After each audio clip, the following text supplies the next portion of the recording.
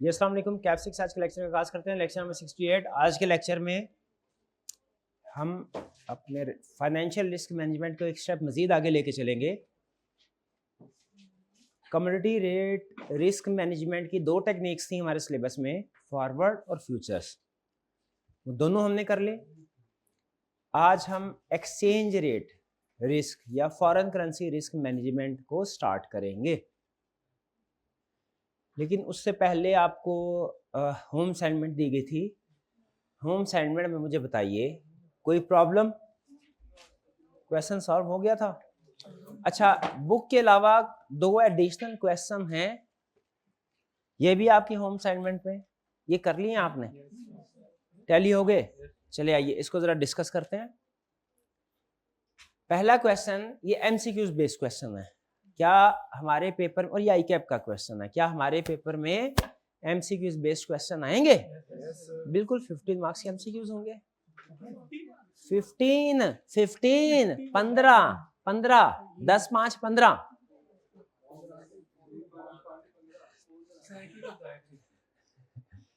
A wheat farmer expects to harvest 50 tons of wheat in 4 months. wheat farmer है, wheat खरीदेगा बेचेगा? बेचेगा। Seller है बायर है? आपको पता है फाइनेंशियल रिस्क मैनेजमेंट में सेलिंग पोजीशन डिफरेंट होती है, बाइंग पोजीशन डिफरेंट होती है। He decided to hedge his crop using future contract. Future को अंडरलाइन करना है हमने with the following details. Future समझ आ गया, स्टैंडर्डाइज कॉन्ट्रैक्ट है। कह रहा है future contract for 1 ton of wheat with 4 months to expiry. ऊपर भी 4 मंथ। भाई हमें जो डेरिवेटिव कॉन्ट्रैक्ट मिला वो भी 4 मंथ का, हमारी प्रोडक्शन भी तैयार होगी 4 मंथ के बाद।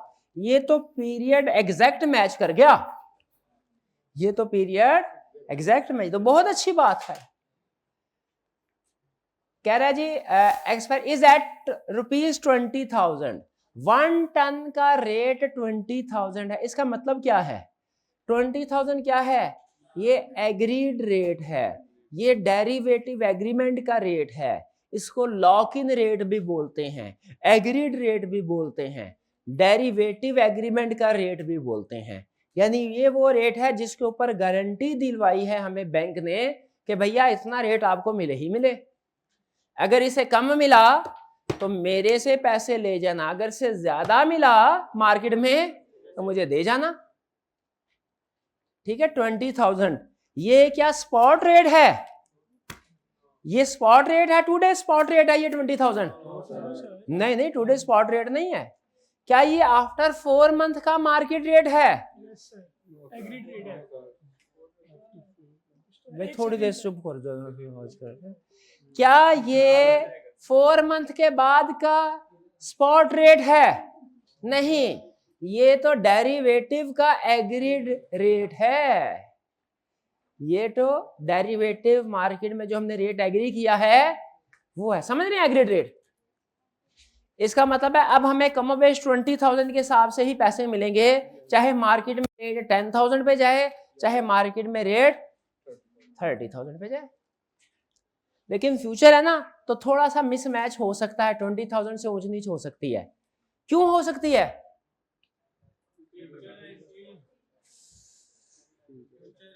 फ्यूचर में क्यों ऊंच नीच होती है रेट की? क्योंकि क्वांटिटी मिसमैच हो जाती है, बाज़ राउंड ऑफ करते हैं हम। ठीक है, अगर ये फॉरवर्ड होता ना तो मैं फौरी तौर पे कह देता मेरा इफेक्टिव रेट 20,000 ही आएगा। अगर ये फॉरवर्ड के जरिए से हेजिंग हो रही होती मैं फौरी तौर पे बोल देता, क्या बोल देता कि इफेक्टिव रेट कितना है। क्यों? क्योंकि फॉरवर्ड के केस में एग्रीड रेट ही इफेक्टिव रेट होता है।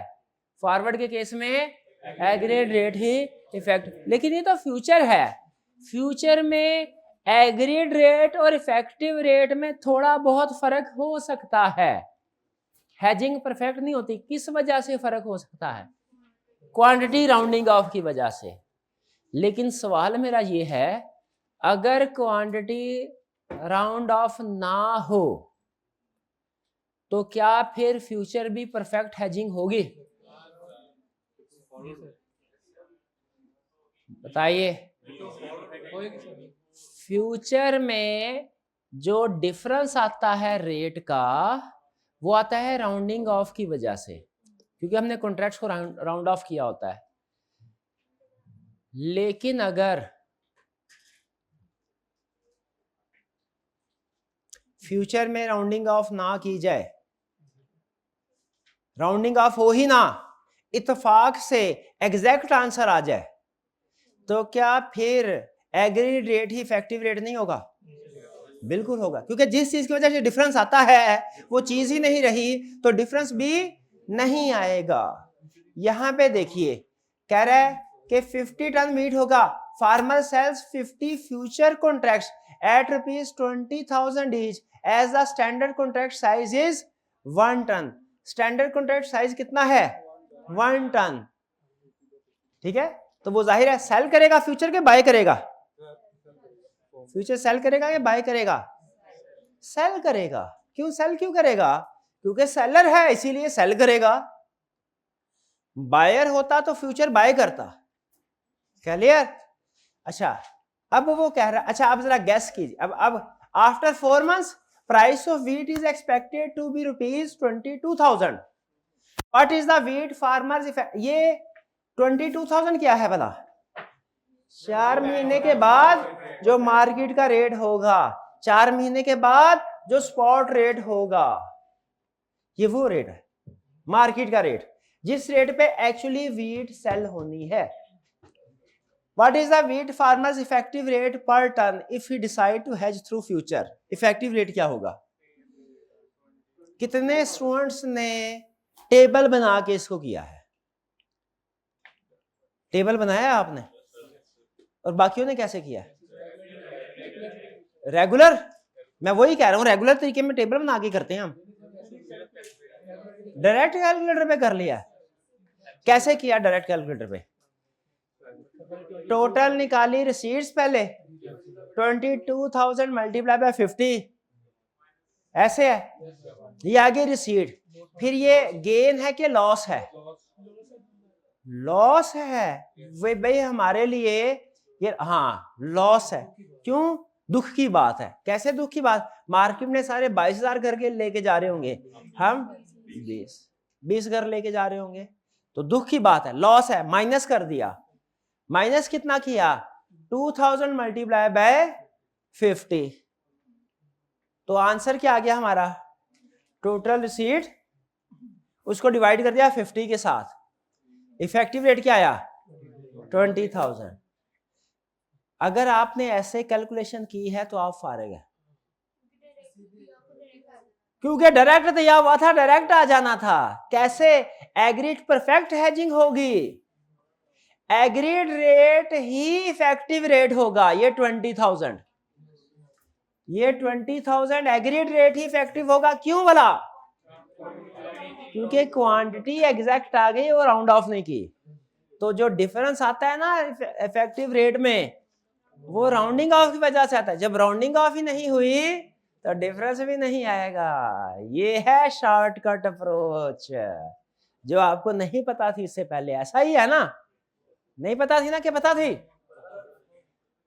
चलिए, ये इस क्वेश्चन में कोई प्रॉब्लम? आगे चलते हैं next. Hedging for purchase of commodity सिखाया, सेल था, असाइनमेंट परचेज की दे दी, नहीं हो पाई होगी आपसे? हो गई है? कितने स्टूडेंट्स ने कर लिया है? कितने स्टूडेंट्स ने नहीं की? कितने स्टूडेंट्स ने करने की कोशिश की लेकिन नहीं हो पाया? इसके लिए करवाना पड़ेगा, इसके लिए ना ना नहीं, इसके लिए कह रहा है, a confectionery manufacturer anticipates the need to purchase 17.75 tons of sugar in 3 months for its production requirement. Following data is pertinent, relevant. ये डाटा है। अंडरलाइन किसको करना भला? 17.75 को भी करना है और परचेज को भी करना है। परचेज को क्यों करना है? ये हमारी पोजीशन बताता है। बाइंग पोजीशन है, सेलिंग पोजीशन है? बाइंग पोजीशन है। इन 3 months time current market price of sugar is ₹125,000 पर टन। ये इसको बोलते क्या है? Spot, today spot rate, today spot rate. और ये टुडे स्पॉट रेट क्या होता है? इररेलेवेंट होता है, या सिर्फ स्पॉट रेट भी कह सकते हैं इसको। ये इररेलेवेंट है। क्यों? ये हैजिंग में कहीं ये तो उस वक्त होता है जब आज ही सेल परचेज करनी हो। आज ही सेल परचेज करनी होती तो हैजिंग करते क्यों? हैजिंग करते ही तब है जब 3-4 महीने बाद बाइंग करनी होती है। आज थोड़ी बाइंग करनी है। इसके साथ लगा लें क्रॉस, ठीक है? मोबाइल पे क्रॉस कर दें। The manufacturer observes a future contract for 1 ton of sugar. 1 ton है 17, नहीं परफेक्ट हैजिंग नहीं हो पाएगी। मुझे इधर ही पता चल गया परफेक्ट हैजिंग नहीं हो पाएगी। 1 ton of sugar expiring in 3 months, priced at ₹135,000। ये 135,000 कौन सा रेट है? Agreed rate, lock in rate, future rate, derivative agreement rate, कुछ भी कह लें, बस इसको मार्केट रेट नहीं बोलना, बस इसको स्पॉट रेट नहीं बोलना। बाकी जो मर्जी बोल ले, मेरे को कोई इतराज नहीं है। क्लियर? चले जी, 135,000। तो स्ट्रेटजी क्या बनी? सेल कितने फ्यूचर कॉन्ट्रैक्ट है? 18। नहीं, सेल नहीं करना, बाय करना है। बाय पहले स्ट्रेटजी बता दो भाई, सेल वाली के बाय वाली? ये है घर वाले के जाओ किलो दही खरीद के लाओ, तुम किलो दही बेचाओ घर वाले। हाँ, ये पूछना उनसे जो बेच गया, वो बेचारा खुद बाय करने के चक्कर में और ये सेल करवा रहा है। वो तो खुद परचेज करना चाह रहा है भाई। स्ट्रेटजी क्या होगी? सेल फ्यूचर के बाय फ्यूचर। बाय फ्यूचर क्यों? वो बायर है तो बाइंग पोजीशन होगी, बाइंग पोजीशन होगी, ठीक है? तो आएगा बाय कितने future contract? 17.75 total quantity divided by standard size 1, कितने हो गए? 17.75। चाहे राउंड ऑफ करके 17 कर ले, चाहे 18 कर ले, मर्जी आपकी है। क्या करें? 18 कर लें जी, 18 कर लें। तो आ जाएगा buy 18 future contracts of 1 ton size at the rate of ₹135। इसको ये स्ट्रेटजी कहलाती है। स्ट्रेटजी, स्ट्रेटजी को लिखे अपनी, स्ट्रेटजी बना रहे हैं, स्ट्रेटजी लिखे, स्ट्रेटजी अपनी क्या है? हेजिंग स्ट्रेटजी क्या है? सेल वाला। शाबाश शाबाश। Buy 18 futures of 1 ton size at the rate of 135,000 after 3 months.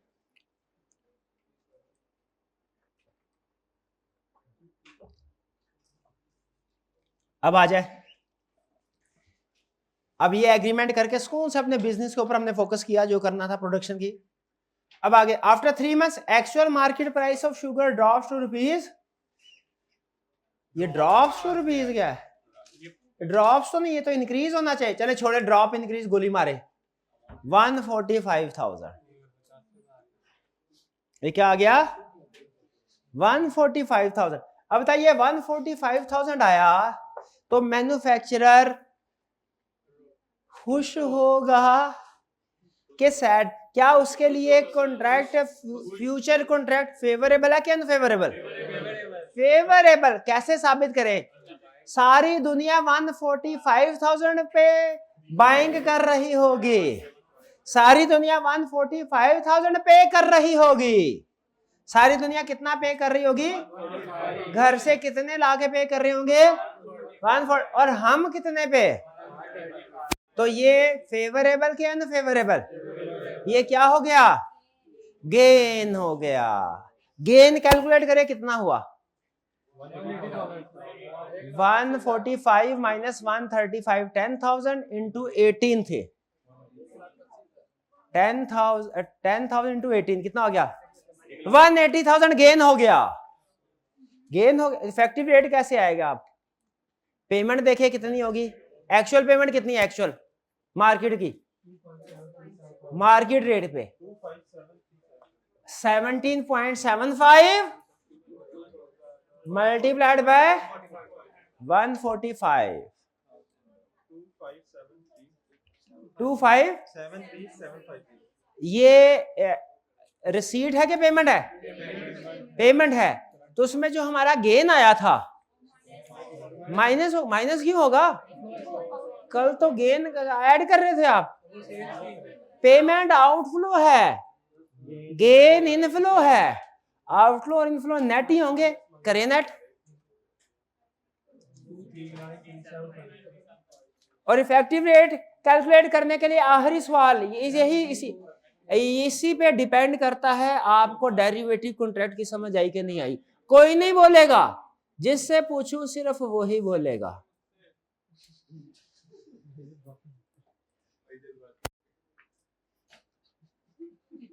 सारी क्लास की इज्जत दाव पे लग गई है इस सवाल के जवाब पे। ये भाई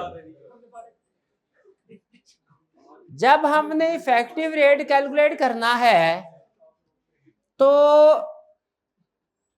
एक्चुअल रेट से मार्केट रेट से मल्टीप्लाई किया,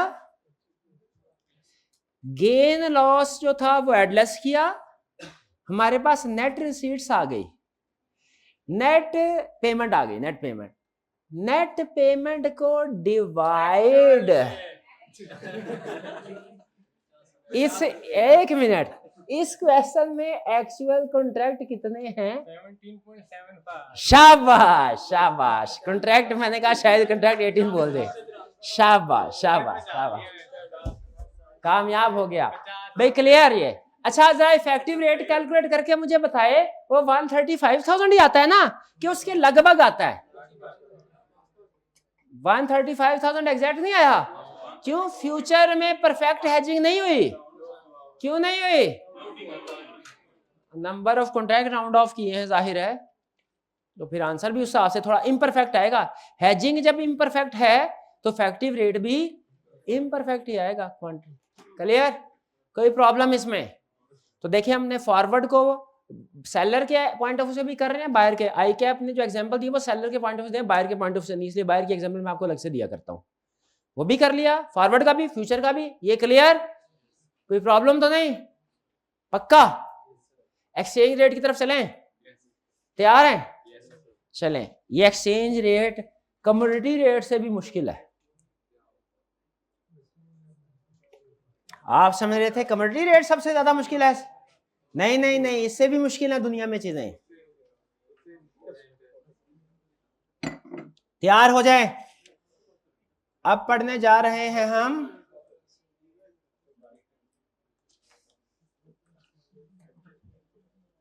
एक्सचेंज रेट रिस्क। पहले कहता है सबसे पहले तो आप समझ ले एक्सचेंज रेट होता क्या है। कभी डॉलर देखा है आपने भाई, कभी डॉलर देखा है, हाँ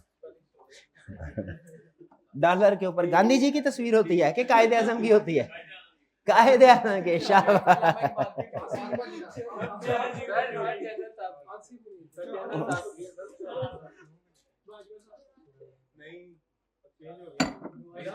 भाई, बस कर दे, बस कर दे, बस कर दे। What is an exchange, exchange rate कहते हैं price of a currency in terms of other currency, एक करेंसी की प्राइस दूसरी करेंसी के मुताबिक, इसे कहते हैं एक्सचेंज रेट। यानी आम जुबान में भाई $1 कितने का है, 280 का, तो ये ₹280 पर डॉलर, ये एक्सचेंज रेट है। $1 कितने पाक रुपीस का है, ये क्या है, एक्सचेंज रेट। $1 कितने पाक रुपीस का है, ये क्या है, एक्सचेंज रेट। $1 कितने पाक रुपीस का है, एक्सचेंज। ₹1 कितने डॉलर का है, ये भी एक्सचेंज रेट है।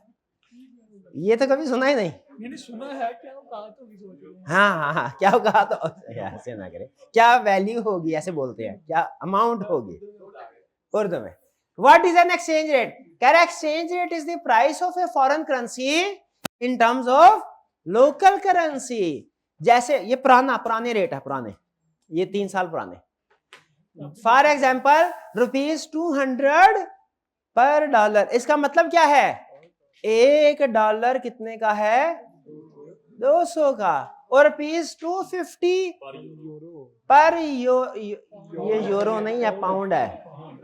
यूरो ऐसे करके होता है और उसके आगे ये 2 लाइनें होती हैं ऐसे, ये पाउंड है।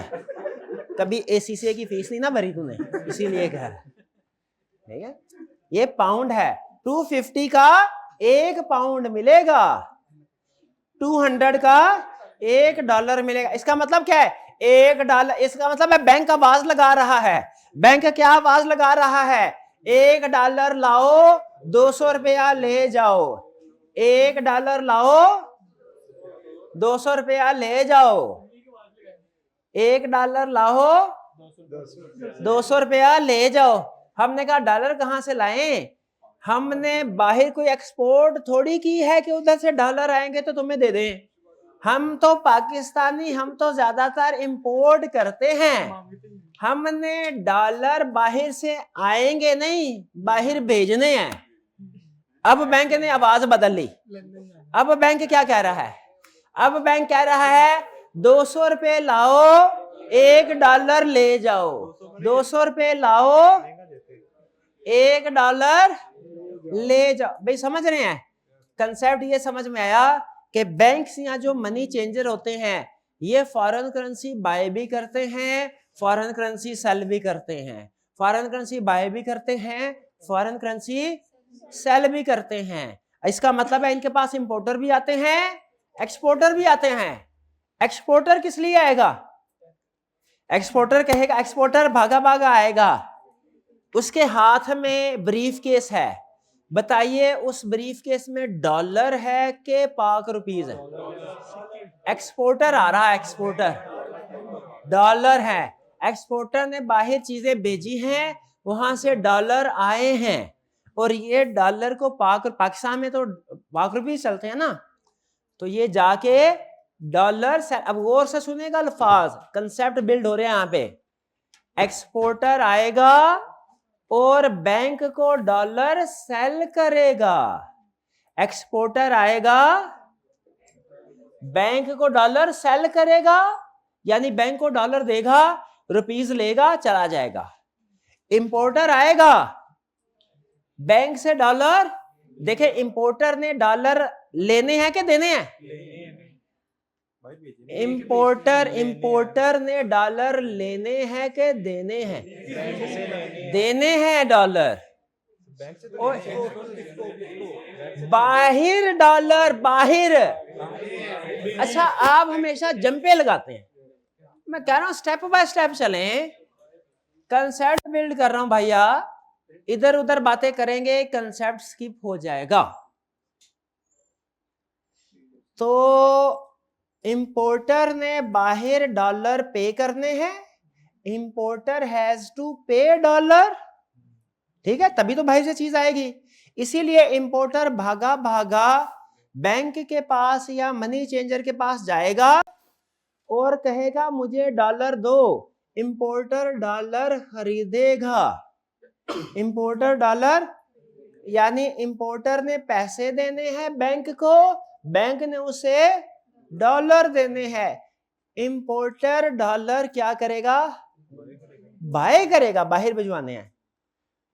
इंपोर्टर ने डॉलर बाय करने हैं, तो बैंक क्या, अगर इंपोर्टर बाय कर रहा है तो बैंक क्या करेगा, सेल करेगा। सुभान अल्लाह, बहुत मुश्किल कंसेप्ट था ये। अच्छा फिर से बताएं, एक्सपोर्टर आया बैंक के पास, exporter bank, exporter dollar sell करेगा कि बाय करेगा, सेल करेगा, तो बैंक क्या करेगा, बाय करेगा। भाई ये बात समझ आई, इंपोर्टर और एक्सपोर्टर में फर्क समझ आया? अब भैया इंपोर्टर एक्सपोर्टर में फर्क समझ आया? अगर हमने बाहर पेमेंट करनी है, हम इंपोर्टर है, हमने बैंक से डॉलर बाय करने हैं, बैंक हमें डॉलर सेल करेगा।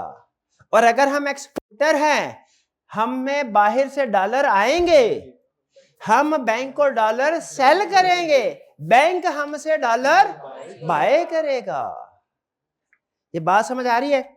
सारी डिस्कशन की समरी आपके सामने रख रहा हूं। इंपोर्टर ने बाहर पेमेंट करनी है, वो बैंक से डॉलर बाय करता है, बैंक उसे सेल करता है।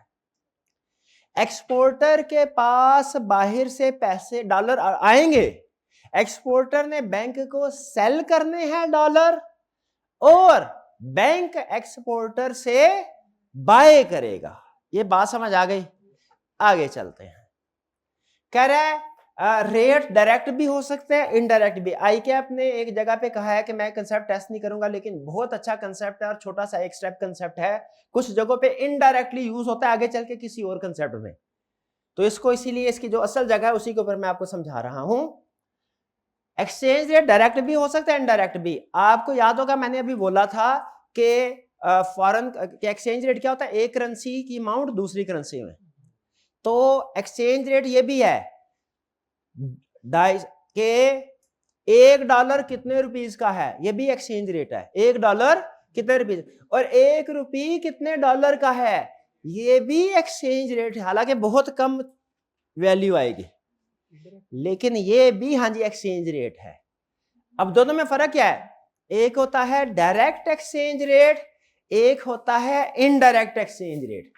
अगर तो लोकल करेंसी, कह रहा है in direct code domestic currency is a numerator, यानी अगर लोकल करेंसी पहले आए तो ये क्या होगा, डायरेक्ट कोड, और अगर लोकल करेंसी बाद में आए, यानी यूं कह ले लोकल करेंसी ऊपर है तो डायरेक्ट कोड, और लोकल करेंसी नीचे है इनडायरेक्ट।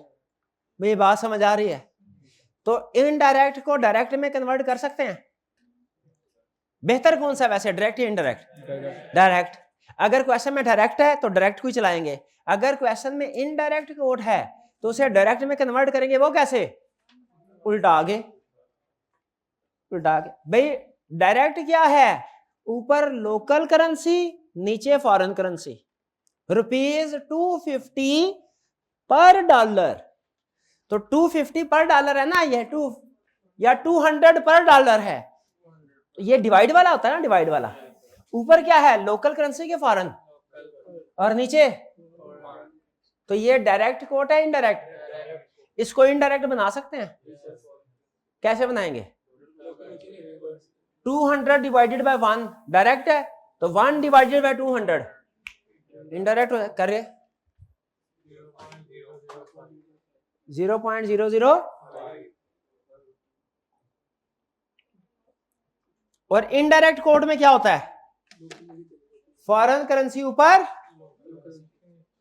डॉलर पहले, तो ये इनडायरेक्ट है।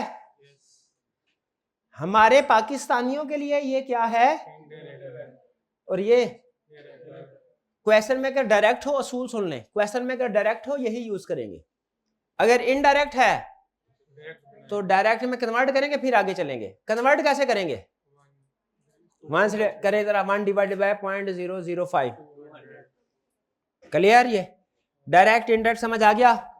एग्जाम टिप पढ़े।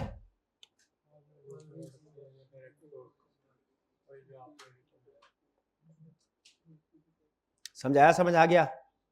चले अब हम मोबाइल निकालें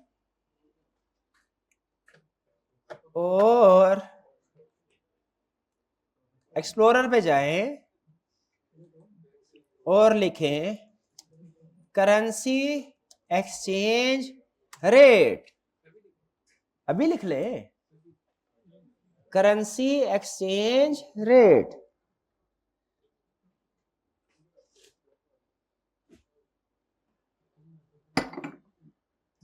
कोई सी साइट ओपन कर लें जो आए।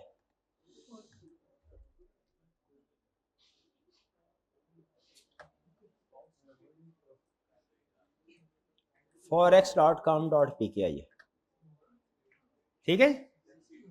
आज क्या 26 तारीख है? हाँ, आज ही का रेट है 2:48 का। ये फॉरेक्स रेट है। ये क्या है, नजर आ रहे हैं?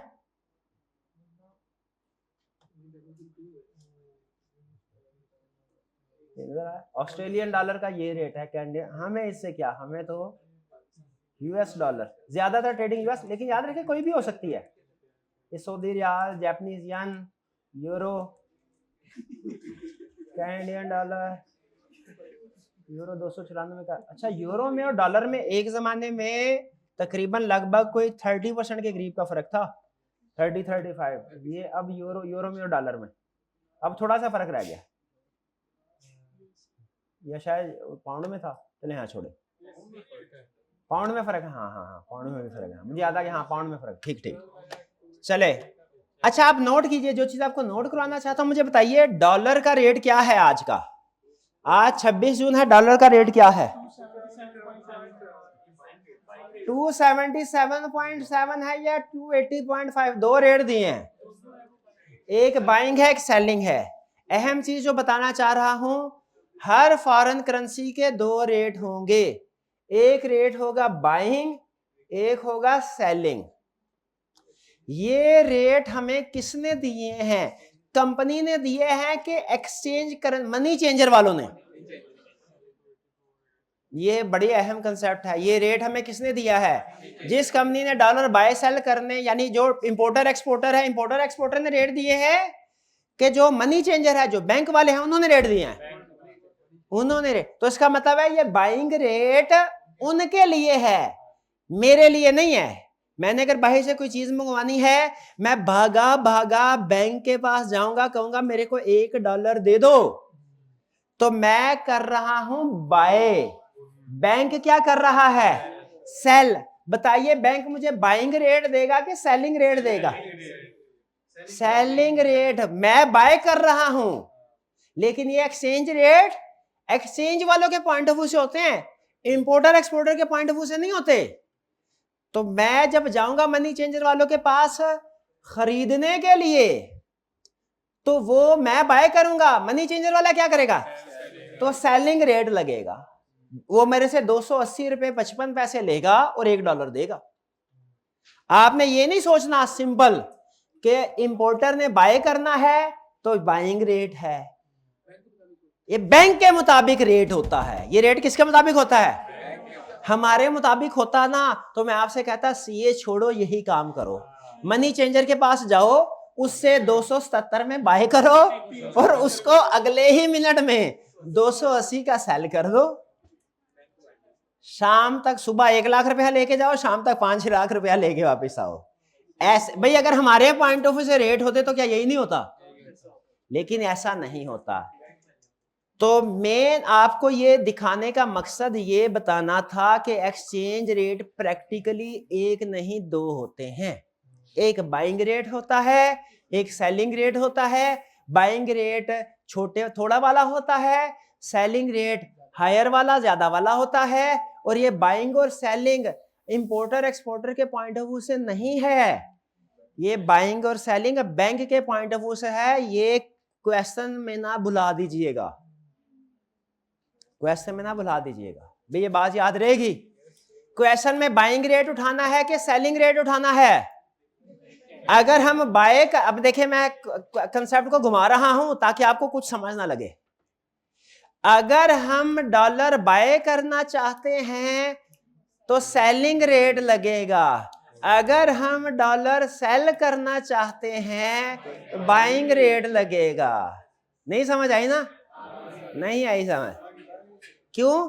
अगर हम डॉलर सेल करना चाहते हैं तो बाइंग रेट क्यों लगेगा? क्योंकि हम सेल कर रहे हैं तो बैंक बाय कर रहा है, ये रेट बैंक देता है हमें, ये कंपनी थोड़ी निकालती है घर से, ये बैंक वाले निकालते हैं या मनी चेंजर निकालते हैं। कुछ कुछ समझ आई? चले अब वापस आ जाएं। अब आते हैं हम आगे, चलते हैं जी। तो ये रेट एक नहीं दो होते हैं, ये बात समझ आ गई? Buying and selling rate.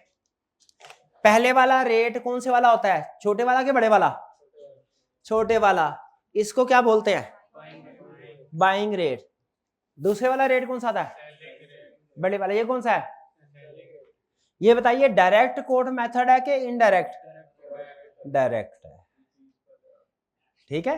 ₹208 का एक, ठीक है। तो यानी किस वक्त कौन सा रेट उठाना है ये आपने क्वेश्चन में डिसाइड करना होगा। कर लेंगे? अगर आप एक्सपोर्टर है तो कौन सा रेट उठाएंगे? एक्सपोर्टर हैं, बाहर से डॉलर आएंगे, भागे भागे बैंक को सेल करेंगे, बाइंग रेट लगेगा, बाइंग रेट लगे।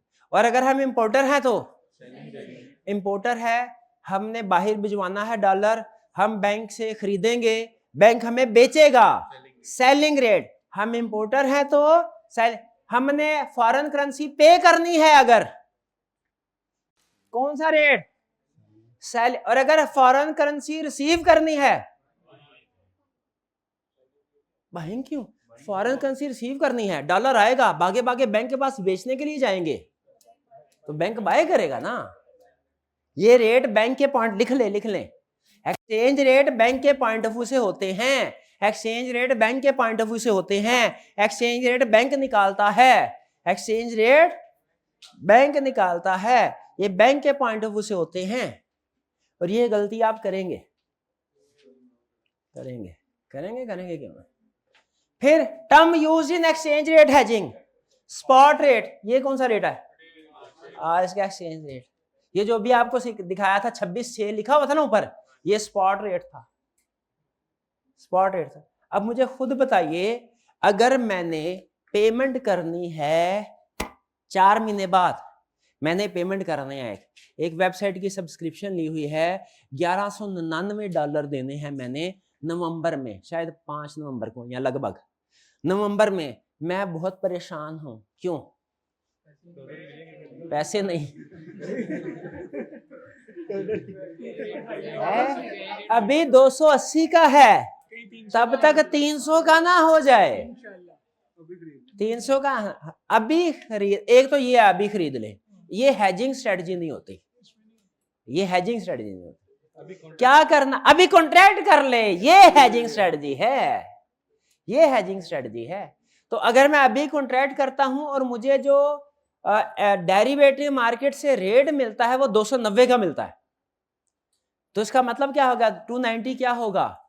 Agreed rate, lock in rate. इसका मतलब है अगर मैं आज 290 वाला एग्रीमेंट कर लूं ना डेरिवेटिव मार्केट में, तो फिर चाहे डॉलर 400 का भी चला जाए, मेरे को टेंशन कोई नहीं, लेकिन 290 की ही पेमेंट करनी पड़ेगी। लेकिन इसका एक दूसरा मतलब भी है, अगर डॉलर 260 का हो गया तो मुझे फिर भी पेमेंट 290 के देने पड़ेंगे। वे समझ रहे हैं? तो ये जो 290 एग्रीड रेट है, लॉक इन रेट है, जो डेरिवेटिव एग्रीमेंट पे, फॉरवर्ड एग्रीमेंट पे, इसको क्या क्या कहते हैं हम? Forward rate. क्या कहते हैं? फॉरवर्ड रेट क्या है? Exchange rate which is agreed in forward contract. Market का रेट नहीं, कौन सा rate? Exchange rate which is agreed in. Clear? चलिए अब हम सीखने, अब तैयार हो गए, आप बेसिक कंसेप्ट हो गए, अब हेजिंग शुरू करें एक्सचेंज रेट की। सबसे पहले इसके स्टेप्स और फॉर्मेट, और अब आपने देखना है कि ये बिल्कुल आपके लिए एक नई चीज आई। अच्छा, पहले छोटी मोटी एक्सरसाइज करनी है कि नहीं करनी? चले कर रहे हैं, मेरे को क्या कर लें। If we go to bank to buy US dollar and bank quotes us following rate 203.4 into 205.65 per dollar required, what rate will be applied if we sell dollars to bank? एक मिनट ठहरे, पहले ये तो decide कर लें direct है कि indirect. Direct में चाहिए, डायरेक्ट में दिया हुआ है, शाबाश, हमें कोई स्टेप एक्स्ट्रा करने की जरूरत नहीं। डायरेक्ट में चाहिए था, डायरेक्ट में ही है, बेहतरीन। अब अगर हम if we sell dollar to bank, तो हमें $1 के बदले में कितने रुपए मिलेंगे? 203.4। क्यों भाई? ये लोअर रेट है, ये तो बाइंग रेट है। बाइंग प्राइस लो होती है कि सेलिंग प्राइस? बाइंग कम होती है, सेलिंग ज्यादा होती है। ये कम है, हाँ, ये बाइंग रेट है, ये सेलिंग रेट है। भाई हम तो सेल कर रहे हैं डॉलर, तो सेलिंग रेट नहीं लगेगा? हाँ, ये रेट किसने दिया? बैंक ने निकाला। ये रेट किसने निकाला है? बैंक के पॉइंट ऑफ व्यू से। हमने सेल करना है, बैंक ने बाय करना है, बैंक बाइंग रेट देगा 203.4। और अगर हमने बाय करना हो बैंक से, बाय करना हो बैंक से, तो बैंक कितने, बैंक कौन सा रेट लगाएगा? 205। क्यों? हमने बाय करना है तो बैंक ने सेल करना, इसीलिए सेलिंग रेट लगेगा। समझ रहे हैं? यानी खरीदने जाएंगे तो चीज मिलेगी, चीज बिकेगी 203 में, खरीदने जाएंगे तो 205 में मिलेगी, बेचने जाएंगे तो। फाइनेंस का एक बहुत बड़ा असूल है, बैंक ऑलवेज विंस। बैंक आप बिजनेस तबाह भी हो जाए ना, बिजनेस है, खरीदने वाला भी तबाह हो जाए, बेचने वाला भी तबाह हो जाए, बैंक ऑलवेज विंस। बैंक ने हमेशा कमाना ही है। ठीक है जी, चलें आगे चलते। भाई ये समझ आ गया? अच्छा, अगला क्वेश्चन तो आपको बिल्कुल समझ नहीं आएगा। ए पाकिस्तानी इंपोर्टर हैज टू पे $1000 in a month's time. He takes the forward rate of ₹210 into 215 per dollar. Require at which rate importer will have to settle his liability? नहीं, ये वो वाला नहीं है जो मैं सोच रहा था। एक मिनट, अरे मैं हिसाब लगा लूं। इंपोर्टर है, पे करना है, बैंक से बाय करेंगे, बैंक सेल करेगा, सेलिंग रेट लगेगा 215। तो ये टोटल कितने पे करने पड़ेंगे? 215 इंटू 1000, 2,15,000। क्लियर? इसमें कोई प्रॉब्लम? कोई प्रॉब्लम इसमें? डायरेक्ट इनडायरेक्ट रेट पता चल गया, बाइंग रेट सेलिंग रेट पता चल गया। आगे चले, फिर तैयार हो गए आप। एक्सचेंज फॉरवर्ड, फॉरवर्ड कॉन्ट्रैक्ट की डेफिनेशन ये तो पढ़ चुके हैं हम। फर्क सिर्फ ये है कि पहले हमने पढ़ा था फॉरवर्ड फॉर कमोडिटी, उसमें जो बाय सेल कर रहे थे ना, वो यहाँ पे सेल और बाय था, लेकिन यहाँ पे था कमोडिटी। यहाँ पे क्या है? फॉरवर्ड कॉन्ट्रैक्ट, ये कॉन्ट्रैक्ट विद ए बैंक, क्योंकि बैंक को ही ज्यादा था फॉरेन करेंसी के। कमोडिटी तो हर कोई सेल परचेज कर सकता है ना, कोई भी रेडी लगा सकता है आलू टमाटर की, लेकिन फॉरेन करेंसी की रेडी सिर्फ बैंक को लगाने की इजाजत है, या मनी चेंजर्स जिनको इजाजत होती है। तो फॉरवर्ड कॉन्ट्रैक्ट जो एक्सचेंज रेट वाला है, ये बैंक के साथ होता है। टू सेल और bye foreign currency, for example dollar भी हो सकता, कोई और भी करेंसी हो सकती है। ये ना वो जापानीज यन की क्वेश्चन देते हैं आप, कहीं आउट ऑफ सिलेबस है, सर ने करवाया नहीं, कंसेप्ट वही होंगे। In future at rate agreed today, ठीक है, कि बाय सेल होगा किस रेट में होगा? जो आज एग्री हुआ है। अच्छा, ये देखिए स्टेप इसके, ये फॉर्मेट आपने पहले जाना पहचाना है। फॉर्मेट आपको मैं बताया था, फॉर्मेट वही रखना है। पूरे फाइनेंस में हमारी स्ट्रेटजी हत्तुल इम्कान यही रही है, हत्तुल इम्कान, कि फॉर्मेट सेम रखें, चाहे थोड़ा सा लेंथी हो जाए लेकिन सेम रहे, ताकि जो भी क्वेश्चन है उसके फॉर्मेट के मुताबिक solve. What is to be hedged? हम एक्सपोर्टर हैं, receipt of $1.2 million in 3 months through forward। हमें बाहर से $1.2 million रिसीव होना है 3 महीने के बाद फॉरवर्ड से, इसको हैज करना है। यानी परेशान होगा वो बंदा जिसने $1.2 मिलियन रिसीव करना, $1.2 मिलियन फिर भी परेशान फिर रहा है। क्यों फिर रहा है? रेट गिर ना जाए, डॉलर का रेट गिर। स्ट्रेटजी क्या होगी? सेल टोटल, क्योंकि जाहिर है ये रिसीट करेगा तो भागा भागा बैंक को सेल ही करेगा। ये स्ट्रेटजी हम इंपोर्टर एक्सपोर्टर की बना रहे होते हैं क्या बैंक की बना रहे होते हैं? हेजिंग स्ट्रेटजी कौन बना रहा होता है? Importer exporter. तो उसने सेल ही करना है, बाहर से डॉलर आएगा तो उसने क्या करना है? सेल करेगा $1.2 मिलियन किस रेट पे? Eight the rate agreed in forward. Spot rate पे तो नहीं करेगा, मार्केट रेट पर नहीं करेगा, फॉरवर्ड रेट पे करेगा। बिल्कुल ठीक, क्लियर? आगे चलते हैं। गेन या लॉस ऑन फॉरवर्ड कैसे कैलकुलेट होगा? जैसे होता है एग्रीड रेट और मार्केट रेट का डिफरेंस और टोटल फॉरेन करेंसी के साथ मल्टीप्लाई कर देना है। यानी 1.2 मिलियन ऊपर जो क्वांटिटी है और इधर रेट का फर्क। एग्रीड रेट कौन सा है? ये वाला। एग्रीड रेट कौन सा है? ये वाला। और मार्केट रेट कौन सा है? Spot rate. Today spot rate के 3 महीने बाद का spot rate. Today spot rate तो होता ही इररेलेवेंट है, फॉरवर्ड में भी इररेलेवेंट, फ्यूचर में भी इररेलेवेंट, ऑप्शन में भी इररेलेवेंट, मनी मार्केट में शायद रेलिवेंट हो, वो भी हमें पक्का नहीं पता। वो भी रेलिवेंट नहीं है, वो भी रेलिवेंट होता तो अलग थोड़ी करता इसको, कॉमन सेंस नहीं है। मनी मार्केट में स्पॉट रेट थोड़ा ही रेलिवेंट होगा, वो भी रेलिवेंट होता तो उसको भी साथ ही भुगता देता कि हर केस में रेलिवेंट है। अलग कर रहा हूं उसको तो किसी वजह से अलग कर रहा हूं ना, क्या कर। Calculating net receipt and effective rate, ये कैसे कैलकुलेट करना है? जैसे पहले किया था, receipt from sale of foreign currency at the rate of market. ये मार्केट रेट कौन सा है? टुडे स्पॉट रेट के 3 महीने बाद वाला। एट गेन ऑन फॉरवर्ड, ये गेन या लॉस किधर हुआ? ऊपर, ऊपर कैलकुलेट हुआ।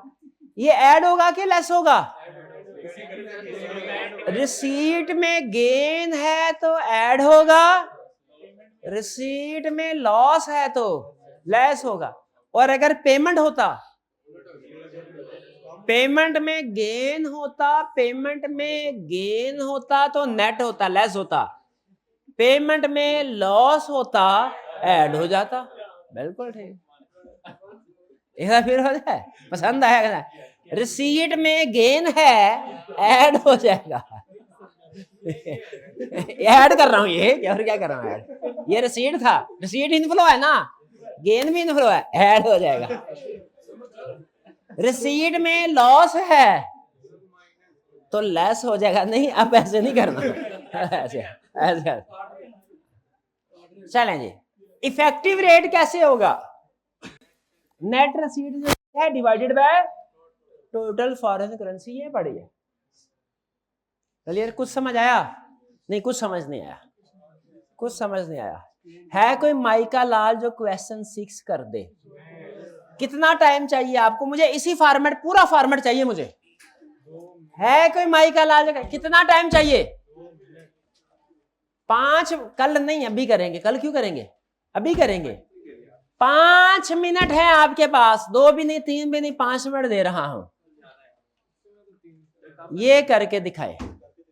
ठीक है, ऑनलाइन वाले स्टूडेंट्स आप लोग भी ये करके दिखाएं। क्वेश्चन नंबर 6 है, डिफिकल्ट क्वेश्चन है, लेकिन अगर आपको समझ आ गई, सिस्टमेटिकली चलने की आदी है तो इंशाल्लाह आप कर लेंगे। ठीक है जी, आपका टाइम स्टार्ट होता है अब। पॉज कर दीजिएगा जी। चलिए, टाइम खत्म हुआ, उम्मीद है आप लोगों ने गलत किया होगा। तो आइए अब इसको हम ठीक करते हैं।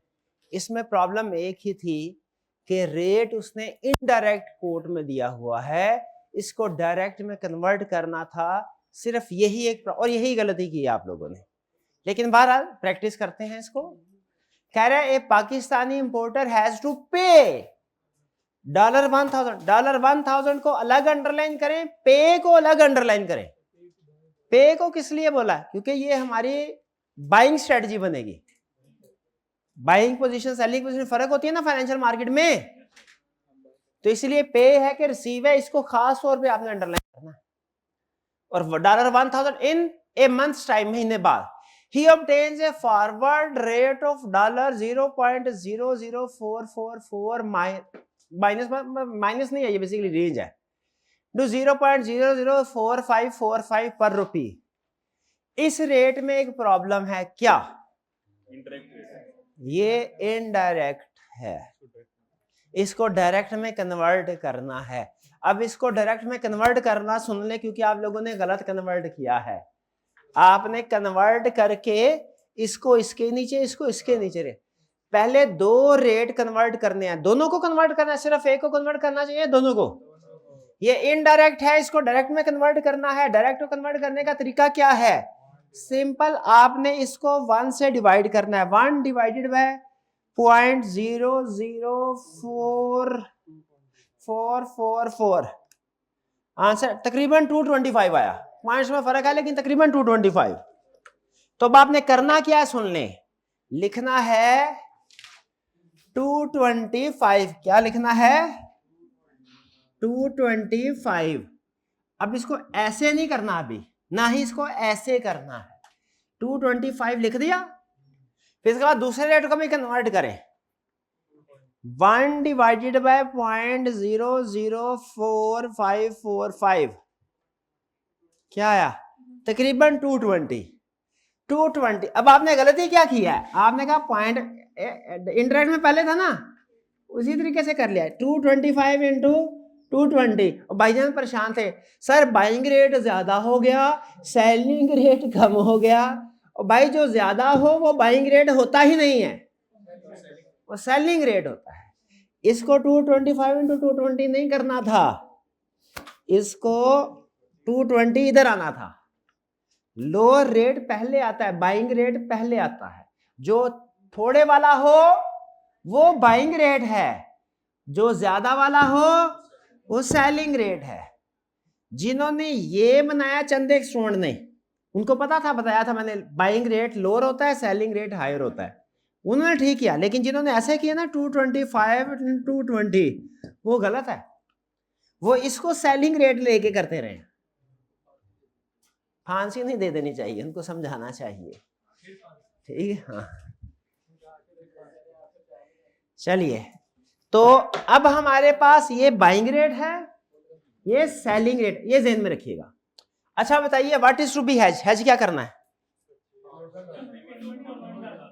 पेमेंट जरूर लिखना है, पेमेंट के रिसीट, क्योंकि पेमेंट बताएगी आपने बाय करना है कि सेल करना। पेमेंट ऑफ $1000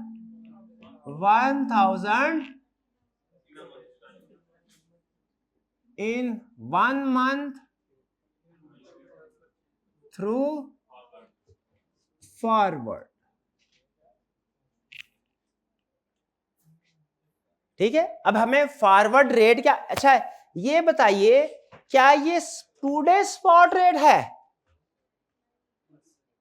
कि 1 मंथ के बाद का स्पॉट रेट है? कि ये स्पॉट रेट होता है मार्केट का रेट, ये 1 मंथ के बाद ये मार्केट रेट नहीं है, ना 2 डेज मार्केट रेट है, ना आफ्टर 1 मंथ। ये डेरिवेटिव मार्केट का रेट है, ये फॉरवर्ड एग्रीमेंट का रेट है। फॉरवर्ड एग्रीमेंट कह लें, फॉरवर्ड कॉन्ट्रैक्ट कह लें, एक ही बात है। ये वो रेट है, ये मार्केट रेट नहीं है, ये रेट मार्केट रेट नहीं है, ये फॉरवर्ड एग्रीमेंट का रेट है। तो स्ट्रेटजी क्या बनेगी? बाय करें कि सेल करें? पेमेंट करनी है तो हम बाय करेंगे। स्ट्रेटजी हमारे पॉइंट ऑफ व्यू से बन रही है, बैंक के पॉइंट ऑफ व्यू से नहीं बन रही। Buy $1000 through $1000 forward at the rate of, buy करना है बाइंग रेट पे कि सेलिंग रेट पे? क्यों, हम तो बाय कर रहे हैं। बैंक तो ये रेट बैंक देता है हमें, बैंक निकालता है ये। हाँ जी, हम बाय कर रहे हैं, बैंक सेल कर रहा है, तो सेलिंग रेट लगेगा एट द रेट ऑफ 225। यही गलती की थी आप लोगों ने, यहाँ पे अक्सर स्टूडेंट ने 220 कर दिया था। कोई प्रॉब्लम नहीं, अब तो समझ आ गई, हमें पता चल गया। अब क्या करें, एग्रीमेंट कर लिया महीने के बाद, अब आ गया महीना, हो गया खत्म। अब हम किस वक्त है? महीने के बाद वाली सिचुएशन पे है। मार्केट में spot rate after a month, यानी स्पॉट रेट मार्केट का रेट होता है जो उस दिन का हो। अब ये महीने बाद वाला स्पॉट, आज का स्पॉट रेट नहीं है। आप ये तो नहीं सोच रहे कि ये तो इररेलेवेंट है, वो 2 डे स्पॉट रेट इररेलेवेंट होता है, ये तो महीने बाद वाला है। अब मैं सोच लूं, पहले मैं फैसला करूं महीने बाद मैंने खुश होना है कि सैड होना है। मैं हिसाब किताब लगा लूं भाई, महीने मैंने पे करना है, महीने बाद सारे लोग $250 के हिसाब से खरीद रहे होंगे, सबको $250 का पड़ेगा, लेकिन मुझे कितने का पड़ेगा? 225 का। गेन गेन गेन, मुझे क्या हुआ? गेन, मैं खुश हो गया, गेन। अब मैंने ये डिसाइड तो कर लिया कि गेन है, अब मैंने क्या करना है, उसे कैलकुलेट भी कर लो, कितना गेन है, कितना गेन है, कितना गेन है? $1000। $1 पे कितना गेन हुआ? 250 मार्केट रेट माइनस कॉन्ट्रैक्ट का एग्री रेट कितना है? 225। भैया यही है ना? $1 पे कितना गेन और $1000 पे कितना गेन? 25,000 गेन है भाई, क्लियर? अब क्या करना है? रिसीट फ्रॉम, ये रिसीट वाला तो केस है ही नहीं भैया, ये तो पेमेंट वाला है। पेमेंट फ्रॉम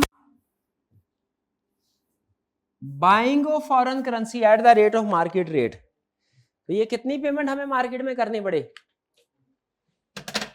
मार्केट रेट पे करनी है ना। मार्केट रेट क्या है? 250। ये आ जाएगी 1000 इंटू 250। इसके साथ डॉलर दिल करे तो लगा ले, अच्छा लगता है, वैसे लगता है बड़ा कुछ टेक्निकल सवाल किया है, डॉलर आया है। नहीं नहीं नहीं लगता ऐसे डॉलर लगा रहे। डॉलर 1000 इंटू 250 कितना? 250,000। फिर गेन है कि लॉस है? गेन ऐड होगा कि लेस होगा? पेमेंट गेन नेट अपोजिट है ना, अपोजिट डायरेक्शन, लेस होगा। लेस गेन ऑन फॉरवर्ड कितना? 25। नेट पेमेंट कितनी आ गई?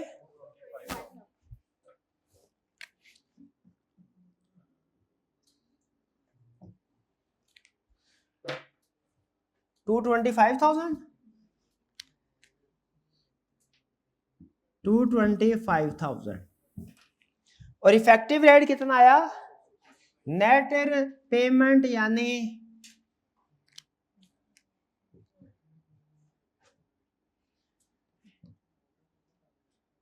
पेमेंट, नेट पेमेंट यानी 225,000 डिवाइडेड बाय टोटल करेंसी, यानी 225।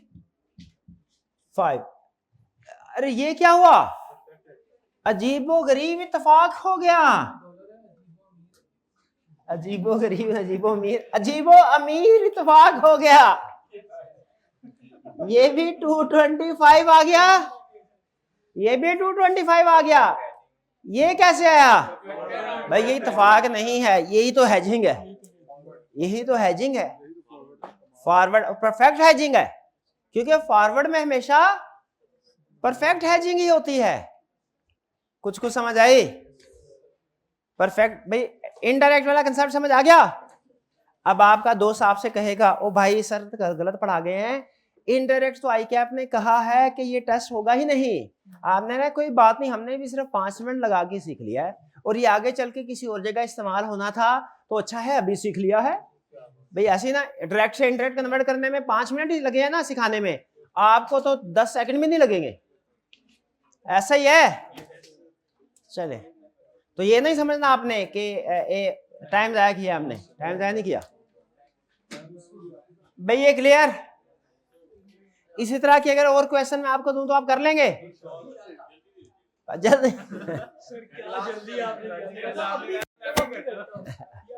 चलें, ठीक है, ठीक है भाई, ठीक है, ओके ओके ओके। चले, ये घर जाके आपने दोबारा एक दफा ये क्वेश्चन करना है, ठीक है सर? हाँ, आज का लेक्चर यहाँ पे खत्म करते हैं। अल्लाह हाफिज।